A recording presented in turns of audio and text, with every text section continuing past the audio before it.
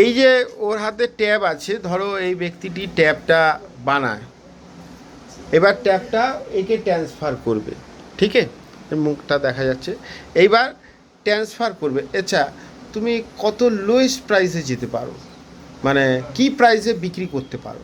20,000। না না, মানে তুমি কতটা কস্ট রিকভারি, কি কস্ট রিকভারি করতে চাইবে, তোমার কোন কস্ট রিকভারি করতে চাইবে, what cost you want to recover?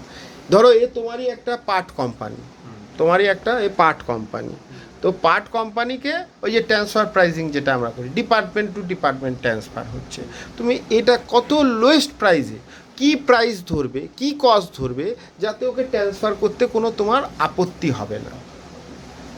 এটার উপর আমার কস্ট পড়বে 15,000 ধরে নিই। হুম। আমি এর উপর 5% প্রফিট রেখে ওকে বাকিটা দিতে চাই। এবার আমি যদি বলি, এটার এক্ষুনি আমরা আলোচনা করছিলাম না ভেরিয়েবল কস্ট, এই শুধু যদি ভেরিয়েবল কস্ট যোগ করে ওকে ট্রান্সফার করে দাও, সেটাকে আমরা কি বলি, রিলেভেন্ট কস্ট, মানে ভেরিয়েবল কস্ট। কেননা বাদ বাকি তোমার তো প্রোডাকশান চলছে, ফিক্সড কস্ট তো শুধুমাত্র এটার উপর নির্ভর নেই, আরও প্রোডাকশান হচ্ছে। তার মানে তুমি লোয়েস্ট কি প্রাইসে ট্রান্সফার করতে পারো, অ্যাট দ্য ভেরিয়েবল কস্ট, এটার লেবার, এটার মেটেরিয়াল কস্টটাকে নিয়ে তুমি ট্রান্সফার করে দিতে পারো। বাদ বাকি মেশিনের ডিপ্রিসিয়েশন ফিপ্রিসিয়েশন চার্জই করলে না, কেননা এ তোমার নিয়ারেস্ট বন্ধু বা তোমার অর্গানাইজেশন, এ কোন প্রাইসে কিনতে পারে, তোমার কি মনে হয়? এইটা কিনবার আগে কোন প্রাইসটা চেক করবে, তোমার কি মনে হয়? জমি যখন ওকে মালটা দেবে, ও কি দুম করে কিনতে চাইবে এই মালটা? না, তাহলে কি ও কি চেক করবে?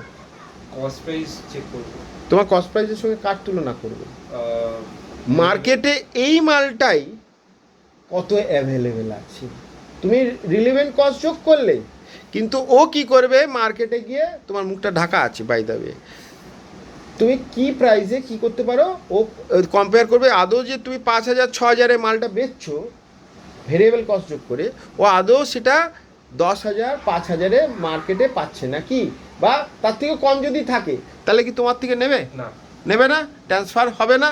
তার মানে মিনিমাম ট্রান্সফার তোমার দিক দিয়ে যে দিচ্ছে তার কাছে কী হয়ে গেল, রিলেভেন্ট কস্ট, আর ওর কাছে কী হয়ে গেল, কত দামে আমি কিনছি সেটা কার সঙ্গে তুলনা করব, মার্কেট প্রাইস থেকে।